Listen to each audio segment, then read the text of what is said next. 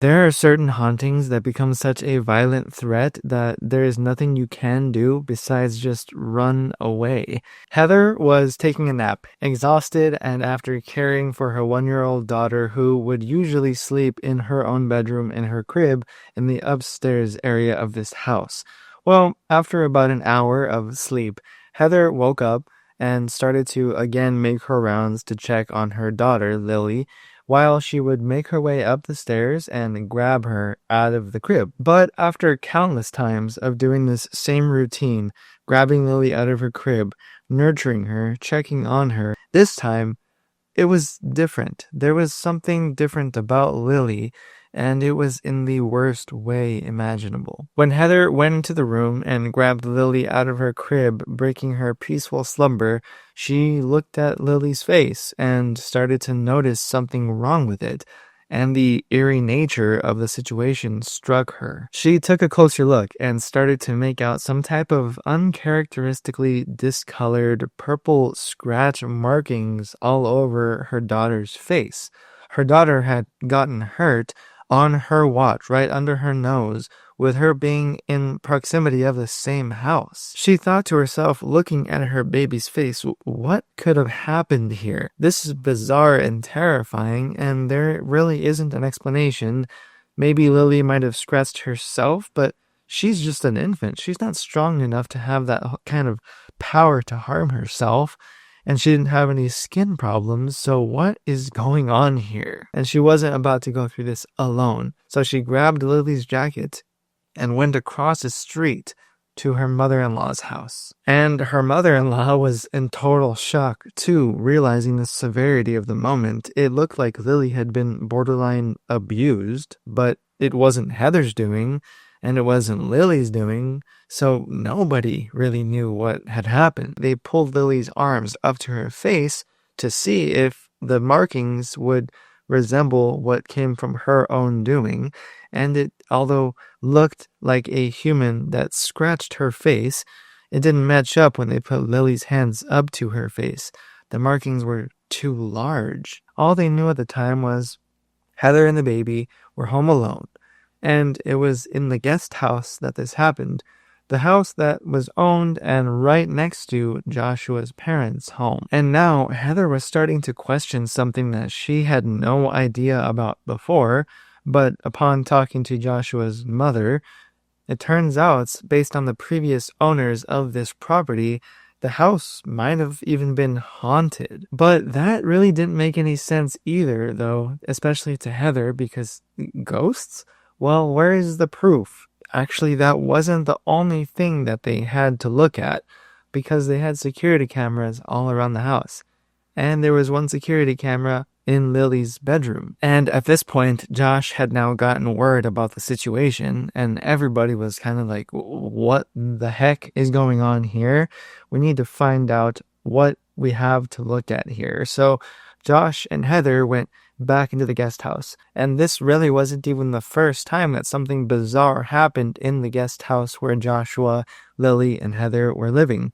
It turns out that as Heather figured out maybe the house is haunted after talking with his mother a few weeks prior, when Heather was actually taking a shower while Lily was in her crib and Joshua was not there again at work. And while she was taking a shower, she actually heard an angry man's voice screaming and laughing and running across the hallways and up and down the stairs while she was in the shower. Once they started to observe this footage, there can be seen a figure wandering around that room on the darkest side of the shadowed corners right beside Lily's crib, practically hovering over her crib. There is a human-shaped figure, a proper ghost entity. Josh went on to describe just how it made him feel knowing that he wasn't home, and after watching this footage, that there was something lurking in that dark room where the baby sleeps on his watch and on Heather's watch. It caused a what-if factor. What if something would have happened to the baby? They actually realized that that ghostly figure of a presence wasn't the only presence that was lurking around in that room, because Heather and Joshua literally saw Lily wake up from her slumber, and she was also present, almost looking at this thing roaming around her bedroom right there, like as if she might see something that they didn't. Both Josh and Heather said, "We can't stay even in this house right now. We need to figure this out. We need to bring Lily to safety." So once again, Heather grabbed Lily's jacket and they all stormed right back to Josh's mom's house, Chris, so that they could all try and figure out just what the next steps could be. They started explaining it in parts to Heather, and one of those were how 11 years prior, well, the previous owner, a lady who lived on the property, she actually died within the main house where Chris, Joshua's mother, was living. The previous woman had actually fallen down the stairs in the home, broke both of her hips, and couldn't move.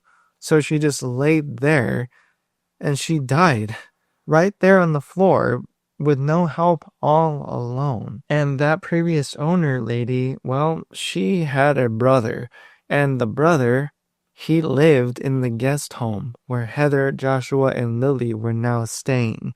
And he had that home built in the first place because he really didn't go anywhere. He was a homebody type of man, and it was because he had been dealing with schizophrenia all his life. Might this be the very explanation behind that day that Heather was describing, her and Lily being completely vulnerable while she was in the shower, hearing this angry man's voice, screaming and laughing, running around the stairs and throughout the hallway, and including when Lily's face was scratched? That figure in the footage, could that have been the lady, the previous owner with the main house where she has become now a vengeful spirit taking out her anger on a baby? Heather and Joshua, they called in a team of paranormal investigators to come straight to the guest home. A man named Mike Priest, who worked for the Scientific Paranormal Investigations of Michigan, was quoted in his occurrence upon arriving to investigate the home, where he found out that Heather had heard this strange voice of a man screaming and laughing, and now he knew about how Lily's face was scratched when nobody had touched her, and now they knew that, well, 2 people had previously died on each house of the property. He and his team went in and started recording with audio every single inch of the guest home. That investigator, Mike, explained to Heather that during his recording sessions of the audio around the house, he heard a voice say, "Oh, here we go again. Oh, yeah." And he heard it clear as day.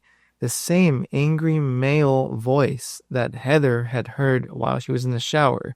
It was unmistakable. After that, it was already enough for Mike, and he said there's definitely something in this house. There's no question about it. There is a presence here at least. All of this was finally enough for Heather and Joshua to feel like they were no longer safe, and they were no longer even welcomed on that property, not even by Joshua's parents, because it was their guest house, but because of the evil that was there with them, attacking Lily and scratching her face, and now Heather felt like it was attacking her too. Now she finally had brought up, well, this was the 3rd occurrence that she hadn't explained to them just yet, because one of those days she had also felt, while she was taking one of those naps, she felt like there was hands grasping her neck, around her neck, that she couldn't breathe, and she felt like somebody was over her trying to choke her to death. Explaining to him that